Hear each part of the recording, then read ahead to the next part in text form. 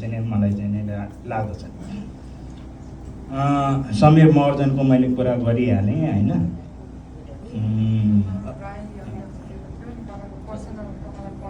ए हो आउँदैछ त्यो शम्भु राई इब्नपुर पहिचानको भूमिका किन गर्नुहुन्छ? यो मलाई धेरैले प्रश्न गर्छ, यो बनाउनु किन यता लागिरहेछ है? म पहिला त्यस्तो थिइनँ। हेर्नुहोस्, म जति बेला माले पार्टीको निकै संस्थापक मध्येको एकजना हुँ। म अहिले त्यो पार्टीमा छैन, त्यो एमाले सेमाले कि बामाले भइसक्यो, मलाई मतलब पनि भएन होइन। त्यति बेला मैले एकजना 5 थरको एकजना, मैले नाम बिर्सेँ, अरू बेला कतै बेला सम्झिन्छु, जातिको कुरा गर्दाखेरि उसलाई मैले सङ्गठनबाट अनेरा सोबीबाट सदाको लागि निकाल्दै, सधैँको लागि क्या। तर म जब पत्रकारितामा आएँ अनि त्यस पछाडि मेरो आँखा चाहिँ खुलेको।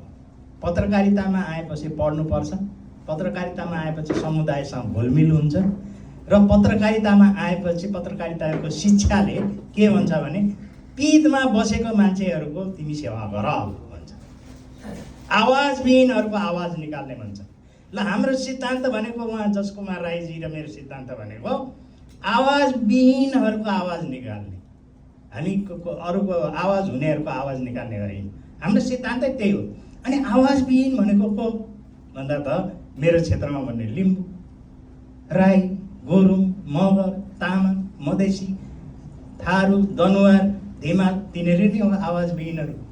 तिनीहरूको आवाज निकाल्ने क्रममा चाहिँ म यो क्षेत्रमा लागेको। र म अर्को चाहिँ बढी प्रभावित भएको चाहिँ चे गेवाराबाट। म पहिला अलि रागे कम्युनिस्ट पनि हो होइन, राग मिलाएको कम्युनिस्ट। चे गेवारा त मैले पढेको। यो चे गेवारा कस्तो खालको मान्छे? अर्जेन्टिनामा जन्मिएको, क्युबामा त्यसको माओले पनि होइन, ससुराली पनि होइन, त्यहाँ गएर क्रान्ति गर्यो, मन्त्री पनि खायो। मन्त्री छोडेर उहाँ बोलिभिया गएर बोलिभियामा क्रान्ति गरेर त्यहीँ मृत्यु भयो। यस्तो मान्छे पनि त हुँदो रहेछ।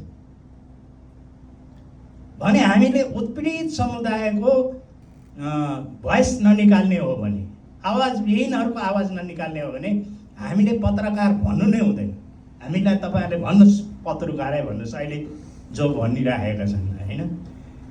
त्यसले गर्दाखेरि हामीहरू चाहिँ नि के भनेदेखि यसरी आयौँ, जानेर आयौँ नजानेर आयौँ। यही समाजको, म त अझ लिम्बुवानको पनि सबभन्दा माथिल्लो ठाउँको मान्छे हो। त्यही लिम्बू समुदायमै बसेर हुर्केँ होइन। त्यही लिम्बूहरूले